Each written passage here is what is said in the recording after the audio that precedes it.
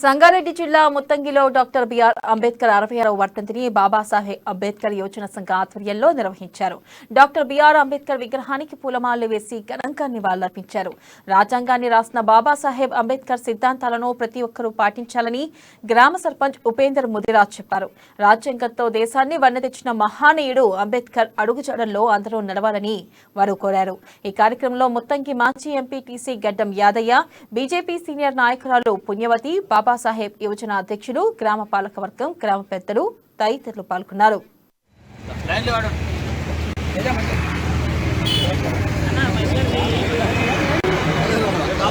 ముత్తంగి గ్రామంలో బిఆర్ అంబేద్కర్ గారి వర్ధంతి సందర్భంగా 66 సంవత్సరాలు గడుస్తున్న శుభ సందర్భంలో ఆయన ఆశయాలకు అనుగుణంగా ముత్తంగి గ్రామ ప్రజలు ప్రతి ఒక్కరూ ఆయన ఏదైతే బడుగు బలహీన వర్గాలకు ఆశ ఈ రిజర్వేషన్ల కొరకు ఏదైతే చెప్పిండో ఆయన ఆశయాలను అనుకూలంగా నడుస్తామని ముత్తంగి గ్రామ ప్రజలు ప్రతి ఒక్కరూ పేరు పేరున తెలియజేస్తారు. అదే విధంగా ఆయన ఎటువంటి నీతి బాటలు నడవాలని ప్రతి ఒక్కరికి ఆయన ఉద్దేశం సలహాలు ఇచ్చిన సందర్భంగా అంబేద్కర్ గారికి ఎప్పటికీ జన్మ ధన్యమై ఉంటామని ముత్తంగి గ్రామ ప్రజలు మొత్తము తెలియజేస్తున్నారు.